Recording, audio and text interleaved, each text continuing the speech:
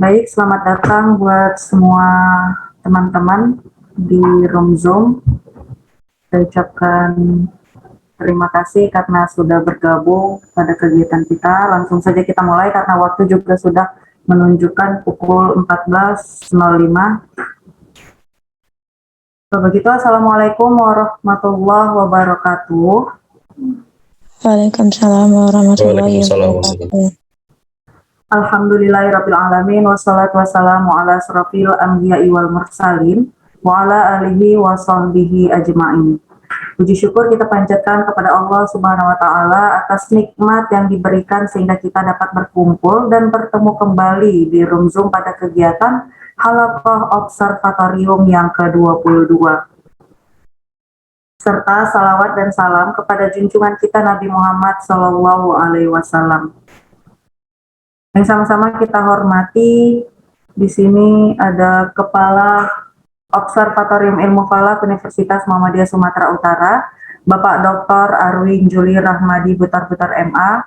Kemudian yang kita hormati juga narasumber kita yang nantinya akan menjadi pembicara di kegiatan ini.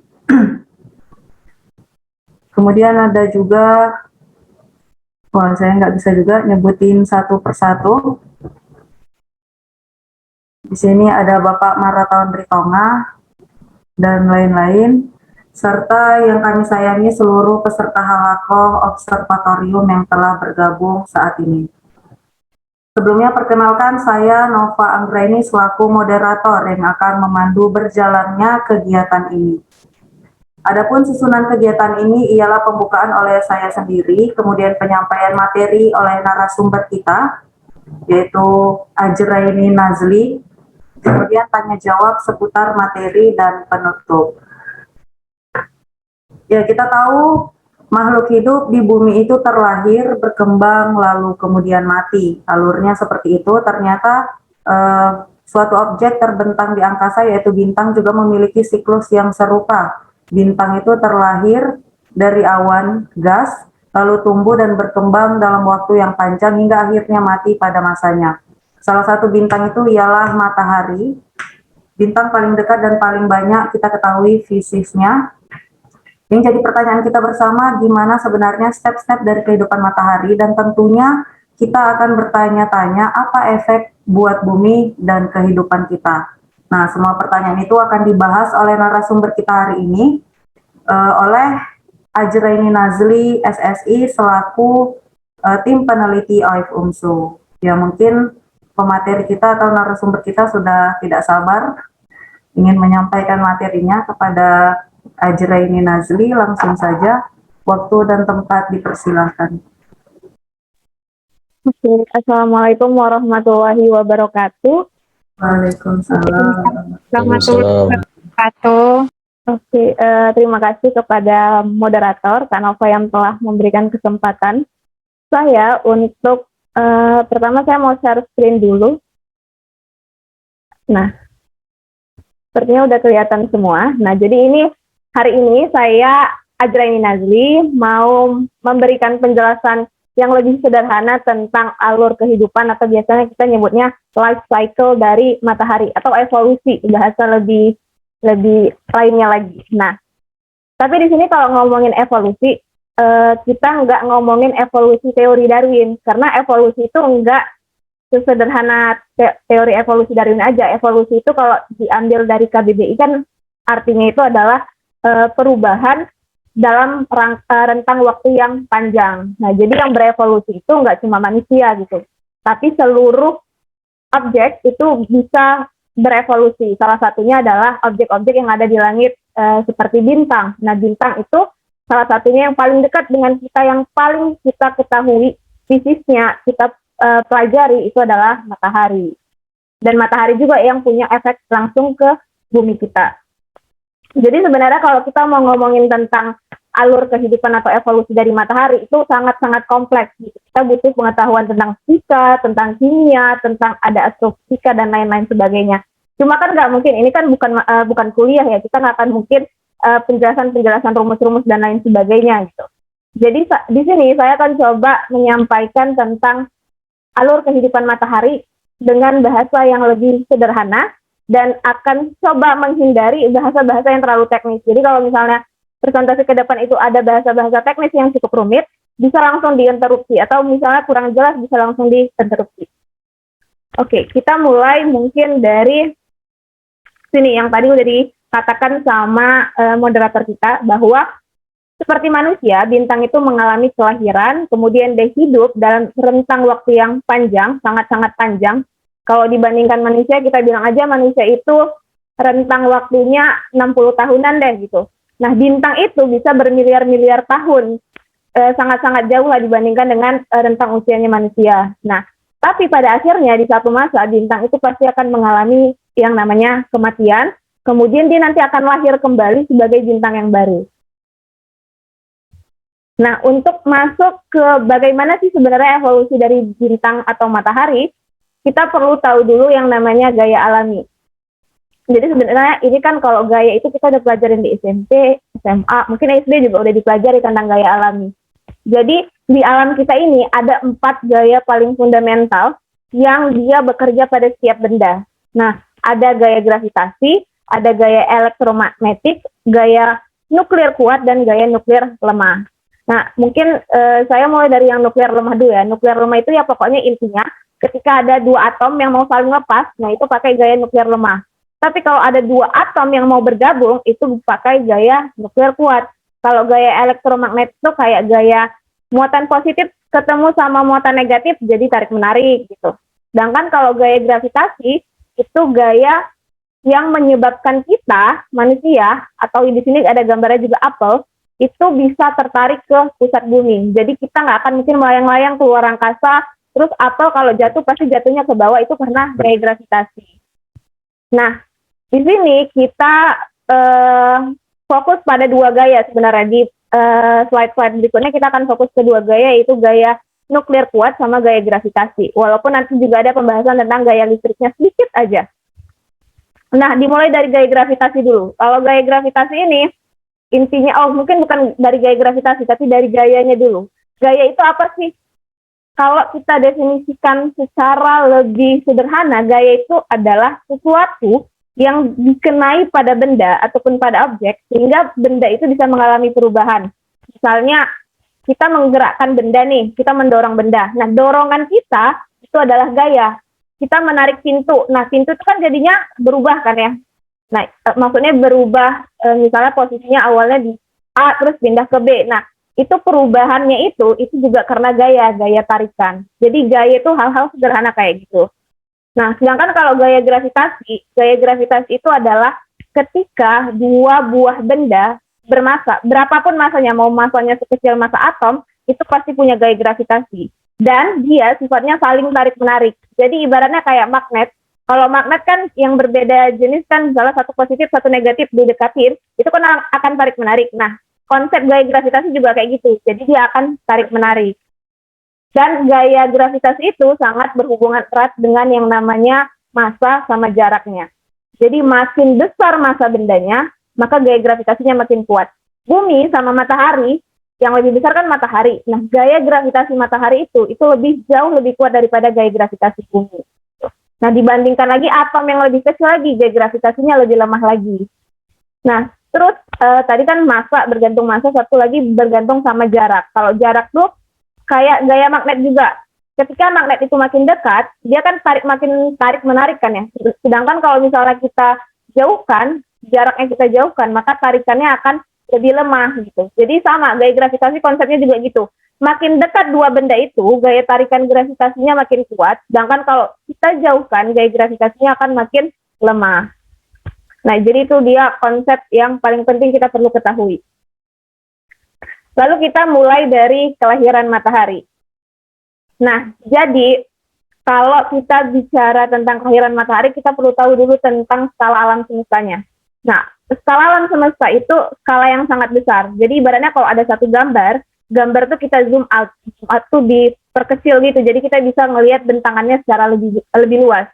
Nah, ketika kita zoom out, kita akan melihat titik-titik partikel-partikel gas atom yang ada di alam semesta itu cukup seragam. Seragam dalam artian dia menempati tempat-tempat secara merata gitu, nggak ada yang satu terpusat, satu kemudian dia jadi jarang-jarang di tempat tersebut, enggak. Jadi dia merata, seragam.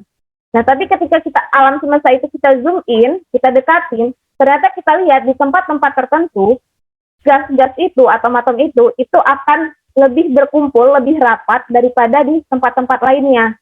Nah, kerapatan itulah yang disebut sebagai fluktuasi gas. Karena di alam semesta itu begitu melimpahnya gas-gas, jadi terdapat yang namanya fluktuasi gas. Maksud fluktuasi gas itu distribusinya. Gitu. Jadi ada di tempat-tempat tertentu gas yang dia sangat rapat, tapi di tempat lain dia itu sangat jarang-jarang. Nah, di tempat-tempat gas ini sangat rapat, sangat banyak, ngumpul jadi satu, di situ akan ada gaya gravitasi kan ya. Nah, karena antar satu gas dengan gas yang lain, itu kan jaraknya jadi lebih dekat gitu kan. Nah, ketika jaraknya lebih dekat, gaya gravitasinya juga lebih besar tadi, karena gaya gravitasi dipengaruhi oleh jarak. Nah, ketika gaya gravitasinya membesar, dia itu kan sifatnya gaya gravitasi menarik. Jadi dia menarik gas-gas yang ada di sekelilingnya. Jadi ibaratnya ini sebelum ini belum ada ya. Misalnya inilah yang putih-putih kecil ini tuh gas-gasnya. Nah, ketika ada satu gumpalan di sini, gaya gravitasi di gumpalan tersebut menarik gas-gas di daerah-daerah sekitarnya, sehingga jadi makin banyak yang terkumpul, hingga membentuk yang namanya nanti awan gas atau kabut gas yang kayak kita lihat sekarang ini. Nah, kabut gas inilah yang disebut sebagai nebula. Bisa kalau kita cari di Google kan nebula, ada yang bentuknya kayak mata, yang cantik-cantik di internet itu adalah nebula. Nah, di satu tempat di alam semesta ini ada namanya nebula, solar nebula. Solar nebula itu awan gas tadi yang kemudian dia menjadi cikal bakal atau dikatakan sebagai ibu dari matahari. Karena dialah, di tempat inilah dilahirkan matahari. Nah, dari sinilah awal dari terbentuknya matahari. Jadi matahari itu berada di tengah. Jadi kan tadi di tengah-tengah itu berkumpul gas-gas yang sangat padat, kemudian tarikan gravitasinya makin kuat sampai dia jadi ngumpul jadi padat kayak bola gas. Nah, ini dia bola gasnya, ini bola gasnya. Nah, bola gas ini yang kemudian jadi matahari. Nah, itu stage awal dari kelahiran matahari, dari munculnya matahari di alam semesta. Terus stage keduanya, nah ini langsung kayak loncat gitu, matahari langsung ke deret utama. Tapi sebenarnya nggak loncat-loncat yang dari lahir langsung ke deret utama, enggak. Jadi matahari itu berproses kan ya. Yang awalnya di intinya itu begitu banyak hidrogen, kemudian makin banyak lagi hidrogen yang ketarik karena gaya gravitasinya makin besar, hingga ukurannya jadi matahari yang sekarang ini. Ini gambar matahari ya, cuma dalam cahayanya hitam putih gitu. Nah, matahari yang kita lihat sekarang ini di langit siang kita itu adalah matahari yang berada di deret utama namanya. Nah, kenapa dikatakan di deret utama? Di deret utama itu, jadi matahari bintang itu banyak yang berada di deret utama. Nanti kita lihat ya deret utama itu apa. Pokoknya intinya bintang di deret utama itu banyak, nggak cuma matahari. Nah, salah satu karakter ya atau sifat dari bintang-bintang di deret utama, dia itu stabil. Dikatakan stabil, kenapa? Karena tadi kan kita udah tahu ya bahwa di intinya sini itu atom-atom hidrogennya akan sangat banyak, gaya gravitasinya akan sangat kuat. Akibatnya kalau gaya gravitasinya akan semakin kuat, si gas-gas itu akan saling terus menarik sampai kemudian kolaps lah intinya itu. Kalau kolaps runtuh dia. Nah, tapi ternyata bintang matahari kita itu enggak runtuh, malah dia jadi lebih besar seperti ini. Kenapa bisa kayak gitu? Karena sebenarnya ini bintang kita matahari itu sedang mengalami, jadi ibaratnya bintang kita tuh kayak struggle gitu, berusaha gimana caranya biar dia nggak hancur gara-gara gaya gravitasinya. Jadi kalau dia hancur, dia kolaps, dia nggak akan jadi matahari kita yang sekarang, nggak akan bisa menyinari bumi dan kemudian bumi nggak akan tercipta kehidupan gitu. Nah, kestabilan itu muncul karena ada yang namanya proses reaksi nuklir. Jadi kunci paling utamanya itu ada reaksi nuklir. Nah, kita akan lihat. Nah, reaksi nuklir itu, jadi ibaratnya gini, tadi kan ada hidrogen. Hidrogen itu melimpah terlalu banyak di bagian intinya. Nah, ini inti mataharinya. Matahari itu punya lapisan-lapisan, terus lapisan paling dalam itu adalah intinya. Di intinya itu ada begitu banyak hidrogen. Kemudian sama matahari, gimana caranya hidrogen ini bisa membantu matahari hidup? Dengan cara hidrogen ini dijadikan sebagai bahan bakar. Jadi matahari itu adalah suatu objek yang bisa menghasilkan energinya sendiri, yang punya kompornya sendiri gitu ibaratnya. Jadi kalau kita punya kompor, kita kan butuh bahan bakar. Bahan bakarnya apa? Misalnya gas. Nah, gasnya itu, bahan bakarnya itu, kalau di matahari itu adalah hidrogen. Nah, hidrogen itu kemudian, ini dia. Nah, hidrogen yang banyak itu dipanaskan, kemudian diubah jadi helium. Jadi, kan tadi atom-atom hidrogennya ada banyak, terus kemudian dia saling berkumpul dibantu sama gaya nuklir kuat, seperti yang sudah disebutkan di awal, gaya nuklir kuat, sehingga karena adanya bantuan dari gaya nuklir kuat, hidrogen ini bisa membentuk yang namanya helium, plus dia juga menghasilkan yang namanya energi. Jadi ada energi panas yang dihasilkan. Nah, energi panas ini dibawa sama yang namanya foton, atau foton itu bahasa sederhananya adalah cahaya. Jadi cahaya itu membawa energi panas.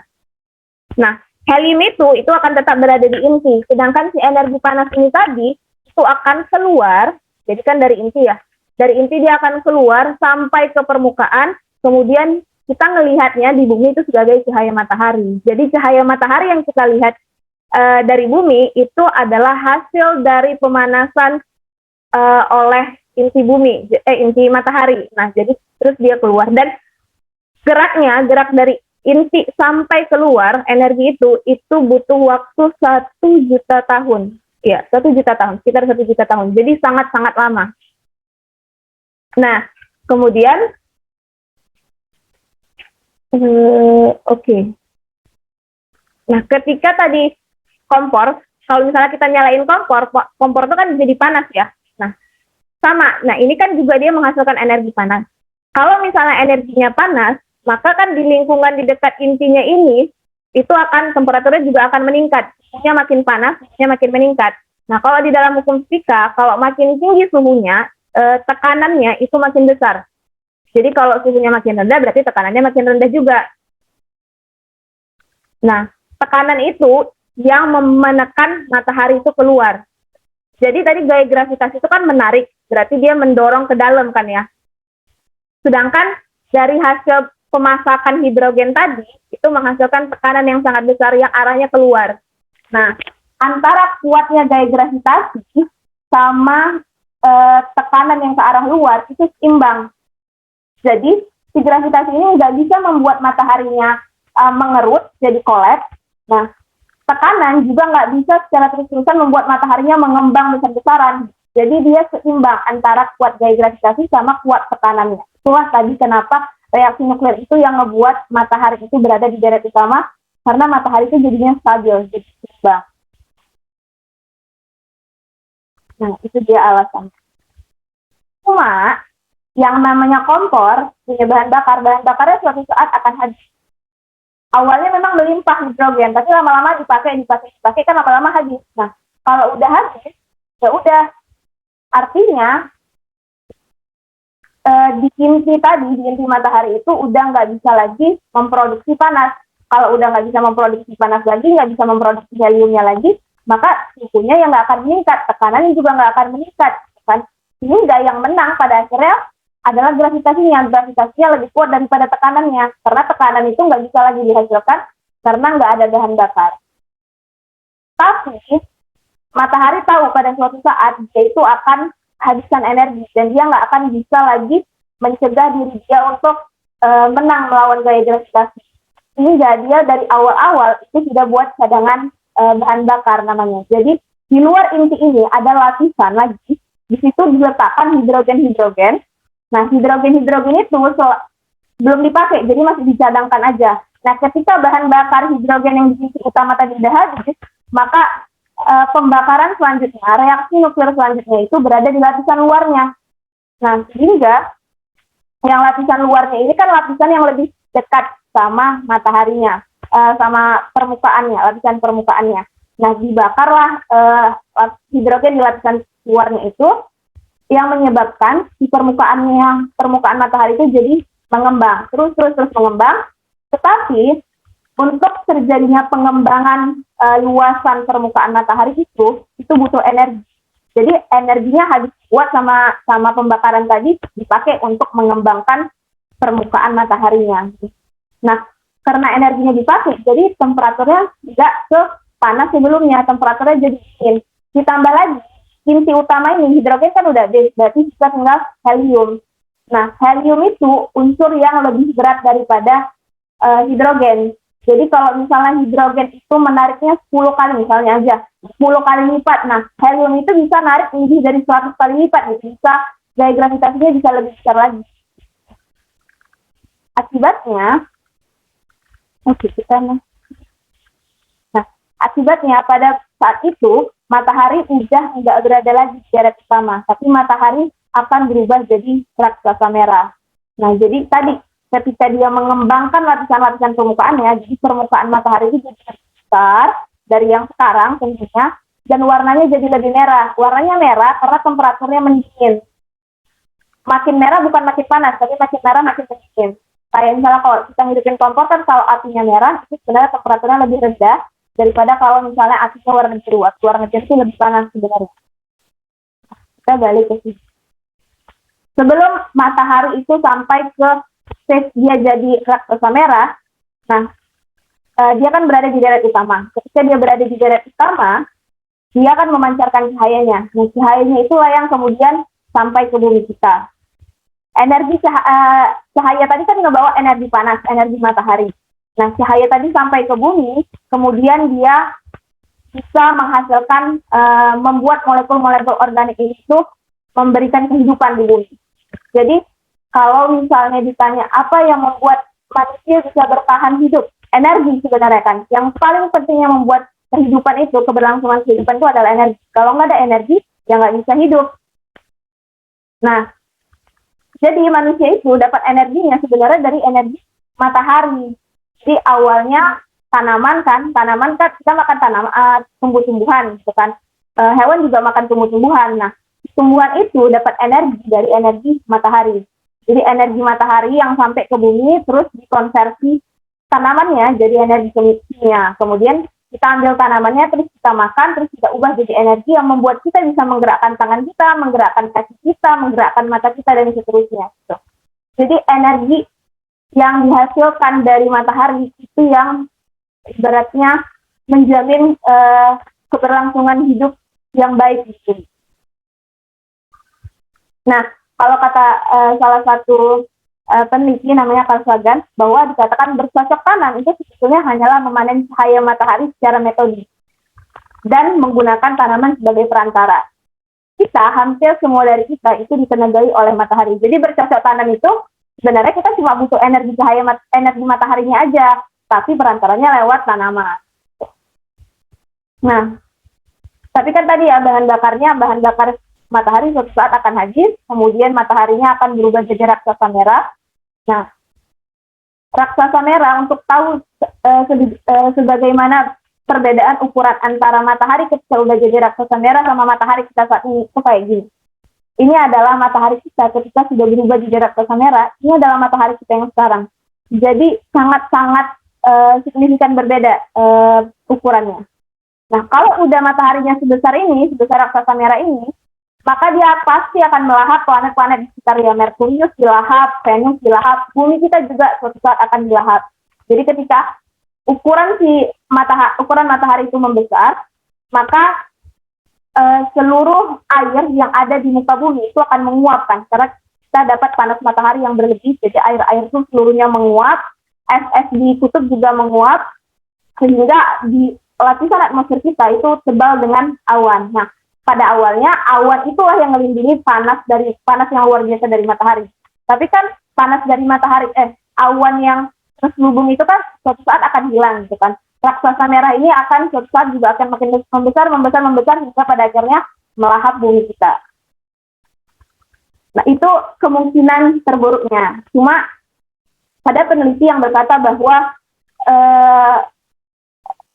suatu saat mungkin dengan kemajuan pemahaman kita, juga kemampuan teknologi kita yang semakin pesat, kita mampu mungkin pindah ke planet yang lebih aman, sehingga manusia itu nggak akan pernah punah. Gitu.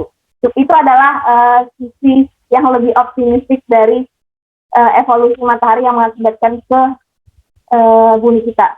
Jadi sekarang umur matahari itu udah 5 miliar tahun. Dan bahan bakar itu akan habis 5 miliar tahun yang akan datang. Jadi 5 miliar tahun yang akan datang, matahari kita akan menuju ke hancuran. Jadi kalau misalnya ditarik dari cerita-cerita yang tadi, yang sudah dijelaskan, sebenarnya keberadaan kita di alam semesta ini adalah konsekuensi kestabilan luar biasa bintang-bintang seperti matahari yang terus-menerus menyala hampir tanpa perubahan selama miliaran tahun. Jadi kan yang sudah dikatakan tadi, bintang matahari kita itu berusaha sekuat tenaganya, bagaimana caranya dia nggak runtuh karena gaya gravitasi. Karena tadi itu dia dengan proses membakar hidrogennya terus-menerus, dan hidrogennya habis. Jadi selama hidrogennya belum habis, kehidupan di muka bumi masih ada. Lalu, raksasa merah itu bukan ending akhir dari cerita matahari kita. Nah, matahari kita kemudian nanti akan makin termapatkan lagi karena gaya gravitasinya makin kuat. Lalu bagian atmosfernya itu akan menyebar ke antariksa, keluar angkasa, sehingga dia jadi kayak awan-awan gas itu. Tapi intinya yang penuh dengan helium dan unsur-unsur berat tadi itu akan makin padat, makin kolaps karena gaya gravitasinya makin tinggi. Jadi dia ada semacam dua lingkungan itu. Ada awan gasnya, lalu ada intinya yang sangat padat. Nah, awan-awan gasnya inilah yang kemudian jadi cikal bakal kelahiran bintang-bintang baru. Kayak tadi ini nebula yang di awal tadi itu. Nah, nebula yang di sini, awan-awan gas di sini, itu juga nanti akan melahirkan bintang-bintang baru. Generasi-generasi matahari yang baru. Nah, sedangkan intinya yang di sini itu akan menjadi yang namanya bintang Katai. Atau disebutnya bintang kerdil. Nah, bintang kerdil ini awalnya kan sangat-sangat padat. Nah, jadi karena sangat padat, dia masih bisa mempertahankan cahaya yang tersisa di bintang tersebut. Tapi lama-kelamaan kan cahaya tersebut kan keluar ya ke luar angkasa, lama-lama habis cahayanya, kemudian dia jadi redup dan kemudian hilang di tengah-tengah alam semesta. Nah, itu adalah ending dari matahari kita. Cuma bintang itu kan ukurannya nggak satu, nggak cuma kayak ukuran matahari. Ada bintang yang jauh lebih besar daripada matahari, yang masanya berkali-kali dari massa matahari. Ada yang dia lebih kecil daripada matahari. Nah, bagaimana alur kehidupan dari bintang-bintang itu tergantung sama masanya. Kalau bintangnya kayak bintang matahari, maka alur kehidupannya akan seperti itu. Tapi kalau bintang-bintangnya itu lebih besar, masanya lebih besar, artinya lebih masif, bintang-bintang itu akan berakhir kalau enggak jadi bintang neutron, kalau enggak jadi lubang hitam. Kalau masanya sangat-sangat besar, dia akan menjadi lubang hitam. Itu mungkin adalah sekilas dari bagaimana alur kehidupan atau evolusi dari matahari kita. Mungkin kesempatan selanjutnya adalah diskusi dan tanya jawab. Tapi sebelumnya saya kembalikan terlebih dahulu kepada moderator. Ya, terima kasih kepada narasumber yang telah menyampaikan materi yang sangat luar biasa sekali. Ya, buat para audiens, jika ada yang ingin ditanyakan, mungkin bisa langsung saja bertanya secara langsung, jadi tidak usah dari kolom komentar, biar lebih hidup, lebih semarak kegiatan kita ini. Boleh diaktifkan kameranya, kemudian mic-nya juga diaktifkan. Wah, sepertinya karena sangat menarik sekali, jadi sudah paham semuanya.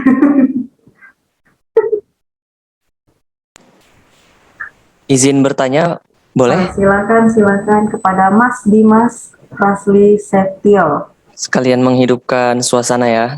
Jadi pertanyaan saya itu, ada nggak kaitannya kehancuran matahari itu dengan sisi Al-Quran? Oke, itu aja. Ya, itu saja. Oke, lanjut aja kepada narasumber, langsung dijawab atau kita tampung dulu. Langsung jawab aja. Silakan. Mungkin di sini hubungannya kepada hari kiamat kali ya. Antara kehancuran matahari, kemudian kehancuran manusia di muka bumi dan kiamat. Nah, saya pernah mendapatkan pertanyaan yang sama. Apakah kiamat itu ketika matahari binasa atau ketika alam semesta yang binasa? Cuma saya nggak tahu dari Al-Qur'annya bagaimana. Tapi kalau dari pemahaman saya, sejauh pemahaman saya, ketika kita tidak punya opsi lain selain tinggal di bumi, di luar bumi, artinya kita akan selamanya tinggal di dalam bumi, ya artinya kita mau nggak mau akan merasakan yang namanya kepunahan karena hancurnya matahari. Itu pun kalau misalnya manusia masih bertahan 5 miliar tahun ke depan. Kalau misalnya ada asteroid yang sangat besar yang kemudian menabrak bumi, kemudian manusia jadi punah, itu kan bisa aja skenario-skenario lainnya. Cuma kalau dari sisi Al-Qur'annya, sisi agamanya, saya tidak tahu. Wallahu alam. Ya, seperti itu. Mas Dimas, apa ada lagi yang mau ditanyakan? Atau sudah cukup? Sudah cukup. Mungkin bisa beralih ke teman-teman yang lain. Terima kasih atas pertanyaannya tadi. Selanjutnya, apakah ada lagi yang ingin ditanyakan sekaligus atau sharing-sharing?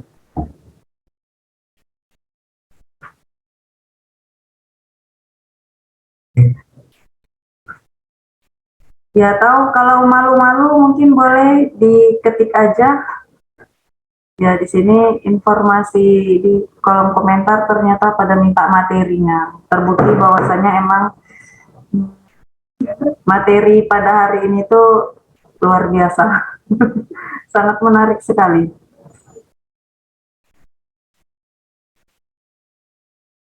Ya, kita tunggu beberapa saat.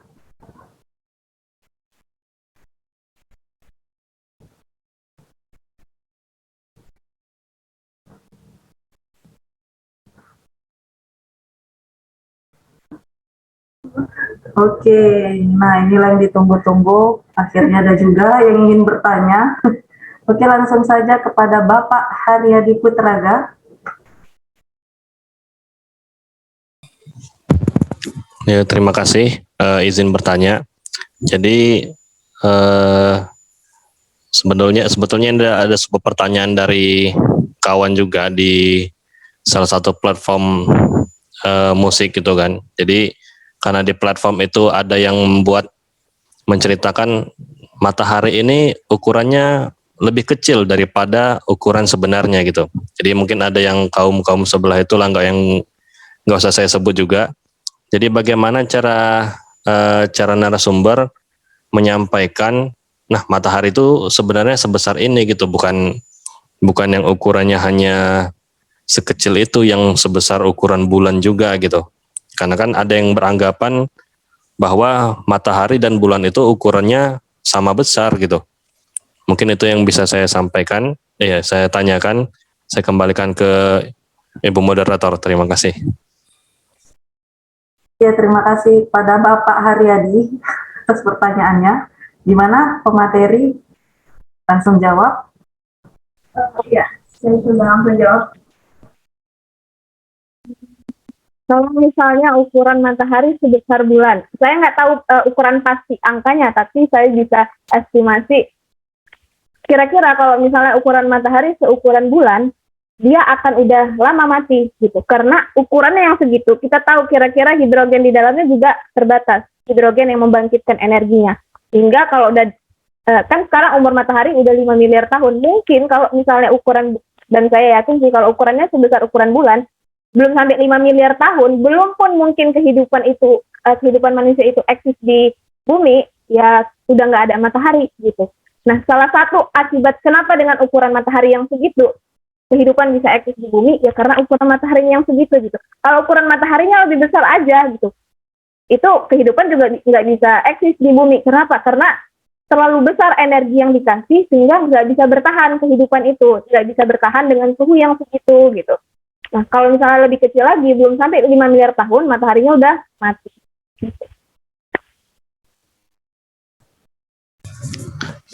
Ya, tapi ada mereka kan beranggapan bahwa matahari itu sendiri bukanlah sumber kehidupan mungkin kalau dari asumsi mereka gitu. Jadi hanya seperti apa ya?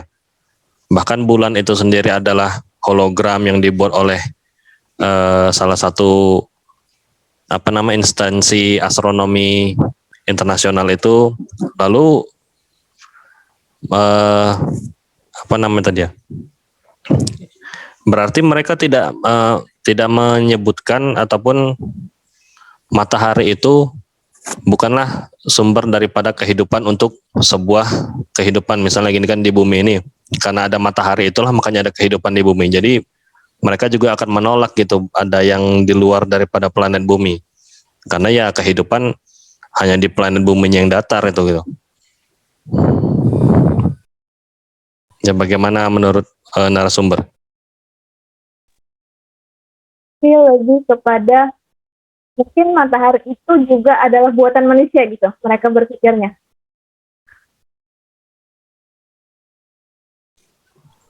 Mungkin bukan buatan, mungkin juga lah seperti itu ya, karena bulan sendiri mereka punya anggapan seperti itu. Jadi untuk membantu saya menjawab begitu, bagaimana kira-kira? Jadi sebenarnya cara menghitung besar matahari, lalu usianya dan sebagainya, mungkin seperti itu, ada langkah-langkah yang mungkin bisa dibantu. Jadi kalau misalnya kita tahu luminositas dari matahari, nah kita kan jadi tahu temperaturnya juga. Nah, dia ada di slide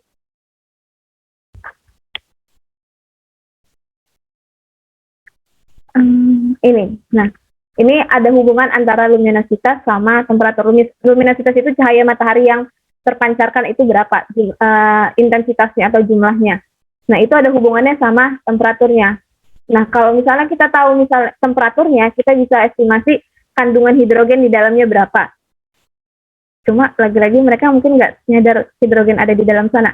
Tapi misalnya ada kandungan hidrogen di dalam sananya, kita bisa estimasi dari kandungan hidrogen itu matahari ini telah melalui berapa miliar tahun untuk kemudian dia mencapai luminositas yang sekarang dan temperatur yang sekarang. Dari kandungannya juga.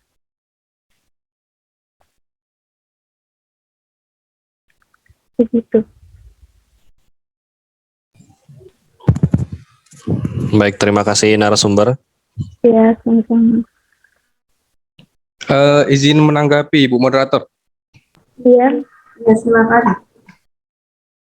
Assalamualaikum warahmatullahi wabarakatuh. Warahmatullahi wabarakatuh. Perkenalkan saya Renanda Sinaga, wajah baru di Observatorium Ilmu Falak OMSO.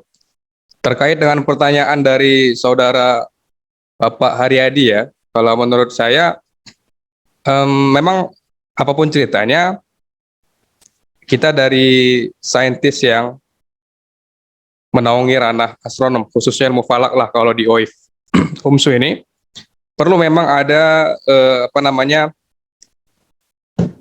statement-statement yang kalau kata Bang Har tadi, ya bantu saya gimana cara menjawab pertanyaan-pertanyaan dari kaum sebelah kali ya. Itu gimana kira-kira jawab? Nah, bagi saya prinsipnya sebelum kita menjawab pertanyaan-pertanyaan dari kaum sebelah itu tadi, Prof, yang pertama kita tidak salah kalau mengklasifikasi mereka dulu ini, mereka bertanya hanya sebatas test drive kah? Atau memang mau memperdalam komprehensif mereka di bidang astronomi barangkali. Jadi kita tidak berguna, artinya menghabiskan energi lah kita kalau hanya sebatas menjawab yang kemudian dijelaskan pun dengan teori dan segalanya, malah mereka mementahkan, bahkan ngelece gitu bahasa medannya. Kira-kira menurut saya itu, Ibu Moderator, terima kasih. Ya, terima kasih atas tanggapannya Bapak Renanda Sinaga, wajah baru OIF UMSU.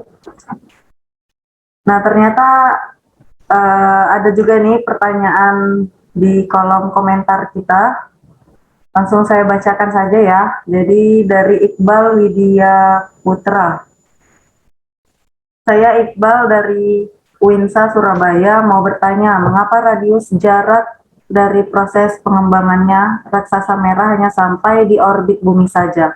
bukan melebihi. Langsung dijawab. Sebenarnya ini itu jadi peneliti-peneliti itu punya estimasi sendiri-sendiri gitu. Ada yang menganggapnya sampai bumi aja nawannya, ada yang bahkan efeknya itu sampai ke Kuiper belt. Kuiper belt itu ya beltnya Kuiper ada di bagian luar sana tata surya gitu. Jadi dari mana peneliti-peneliti itu kemudian memprediksi, dan prediksinya bisa berbeda-beda tergantung kepada tadi jadi raksasa merah itu pun ada jenis-jenisnya. Bagaimana kemudian dia habis hidrogennya, kemudian ada berapa jumlah hidrogen atau ada berapa kelimpahan hidrogen di bagian lapisan. Tadi kan ada di lapisan ini ya.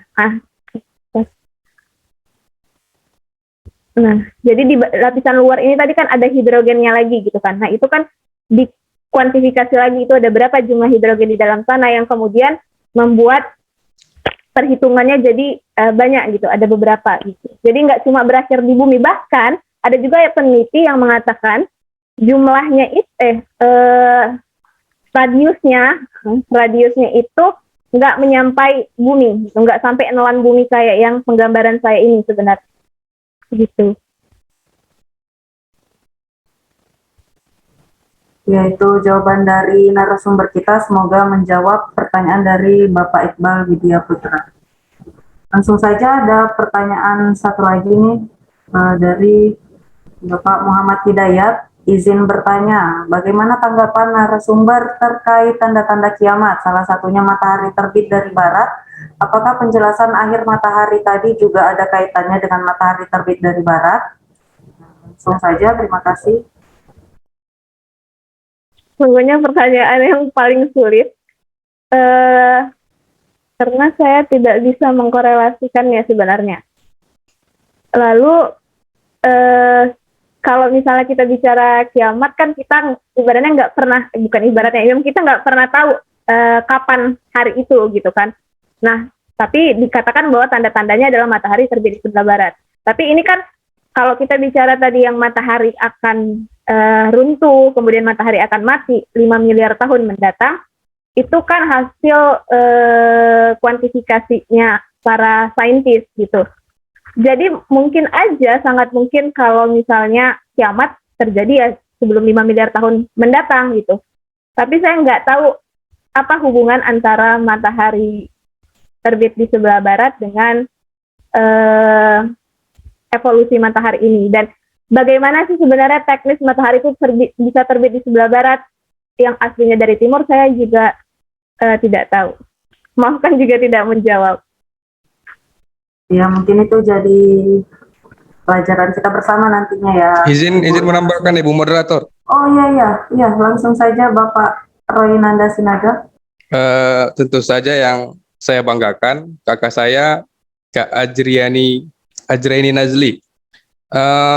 Sejatinya kami tim di OIF ini sebenarnya pada Bapak Hidayat memang secara komprehensif tidak banyak yang bernaung pendidikan agama. Jadi kalau cobalah dengan seoptimal mungkin, kalau dalam agama kan ada dia, kalau tidak saya salah ya, kalau salah mohon dikoreksi, ada mencoba untuk menginterpretasikan makna dari dua pedoman kita sebagai umat muslim, yakni Al-Quran dan hadis. Nah, terkait dengan pertanyaan Bang Dayat, bagaimana mengkorelasikan kalau matahari terbit dari barat gitu, tentang kiamat, lalu hubungannya dengan matahari yang akan selesai masa aktifnya lah gitu kalau bahasa saya. Nah, saya sepakat dengan Kak Ajra ini bahwa yang namanya kiamat kita belum pernah merasakan. Jadi untuk untuk mengerti tentang hal tersebut rasa-rasanya agak sulit, karena menurut saya manusia berupaya untuk mendapatkan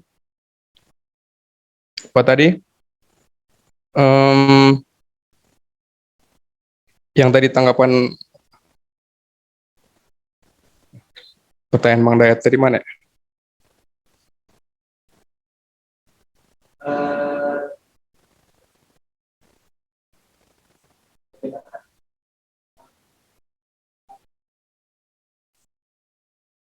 Oke, apakah penjelasan akhir matahari tadi juga ada kaitannya dengan matahari terbit dari barat? Nah, kita sebagai manusia tentu hanya berupaya mengkaji atau mempelajari, meriset dan lain sebagainya itu sebatas kemampuan kita. Artinya ini kan berdasarkan analisa kita. Kalau sudah masuk dalam ranah agama, qadarullah, ada ketentuan-ketentuan yang menurut saya itu tidak bisa kita senggol. Artinya ketika sudah Allah katakan bahwa tanpa sampai dari waktu yang kita teliti tadi bahwa matahari sudah bisa kiamat sudah bisa terjadi, bisa jadi lebih dari kurang dari masa produktif matahari atau bahkan lebih. Itu kan kalau sudah masuk ranah kekuatan sang pencipta, gitulah kira-kira menurut saya. Terima kasih, saya kembalikan kepada Ibu Moderator. Ya, terima kasih kepada Bapak Rainanda Sinaga. Bagaimana, apakah ada yang mau ditambah lagi narasumber? Kalau saya iya sih, saya sepakat dengan Bapak Roy karena karena sulit sebenarnya kita mengcombine antara sains dalam Islam. Petunjuk-petunjuk sains dalam Islam dengan sains itu sendiri itu sangat sulit untuk di-combine gitu. Iya, terima kasih. Nah, selanjutnya ini ada pertanyaan lagi, satu lagi, dan mungkin ini pertanyaan terakhir. Setelah itu kita akan menutup kegiatan kita hari ini. Izin bertanya satu lagi dari tadi Bapak Muhammad Hidayat tadi, bagaimana pendapat narasumber terkait matahari buatan Cina yang lagi trending sekarang? Silakan narasumber. Oke, saya langsung jawab. Jadi saya sebenarnya paling menakutkan ada interpretasi yang salah gitu dari orang-orang menangkap tentang matahari buatan Cina. Sebenarnya kan bukan Cina ngebuat matahari, nggak akan mungkin bisa Cina ngebuat matahari, dan tentunya yang lain juga nggak bisa gitu. Lebih kepada reaksi yang terjadi di matahari itu coba dibuat di laboratorium oleh Cina gitu. Jadi sebenarnya itu kan bahasa media ya, matahari buatan Cina lagi telah dibuat gitu.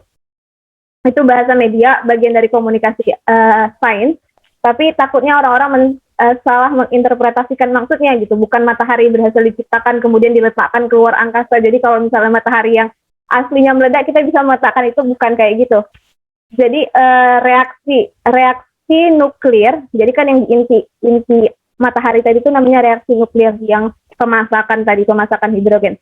Nah, reaksi nuklir itu sangat-sangat dahsyat yang ada di intinya, karena dia butuh temperatur yang sangat besar, kemudian sangat rapat, sangat padat. Nah, itu untuk dilakukan simulasinya di bumi itu sangat sulit gitu. Jadi Cina berhasil ngebuat suatu laboratorium yang berhasil membangkitkan dan membuat reaksi nuklir seperti yang ada di matahari. Dan itu merupakan, menurut saya, itu kemajuan yang luar biasa di dunia sains. Sudah? Narasumber? Sudah. Ya, mungkin jika sudah, boleh diberikan kesimpulan oleh narasumbernya. Kesimpulan dari saya sebenarnya balik ke perkataan seorang saintis yang bernama tadi Paul Davies tadi.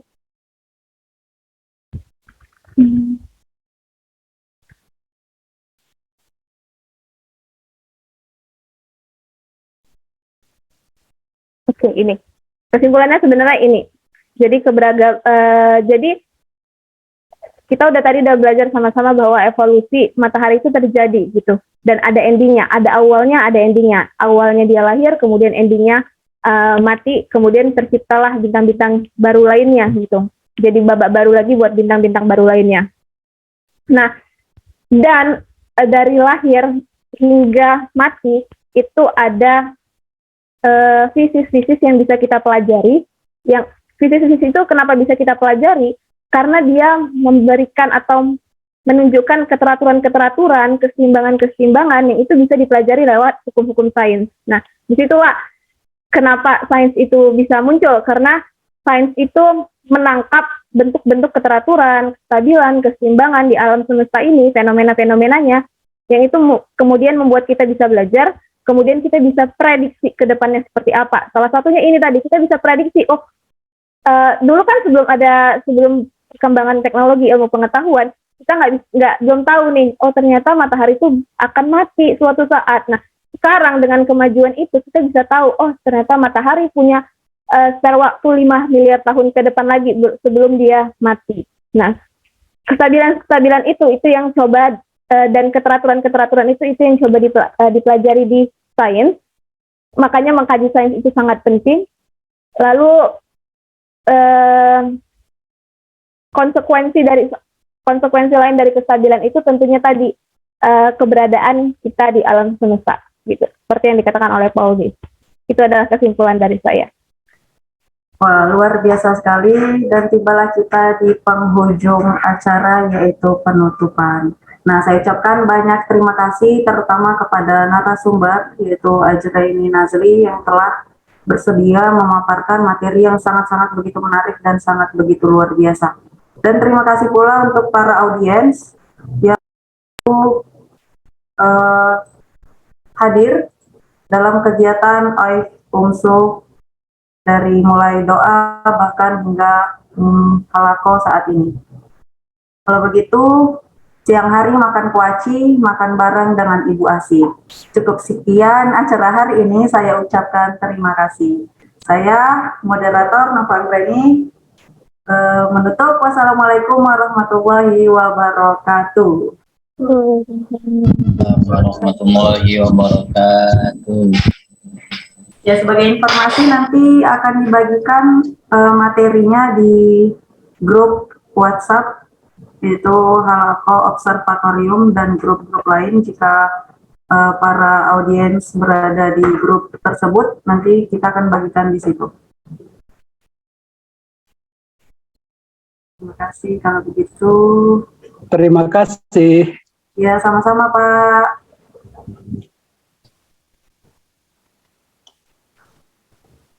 Ya, kalau begitu langsung saja saya tutup room Zoom-nya. Saya ucapkan sekali lagi terima kasih. Wassalamualaikum warahmatullahi wabarakatuh.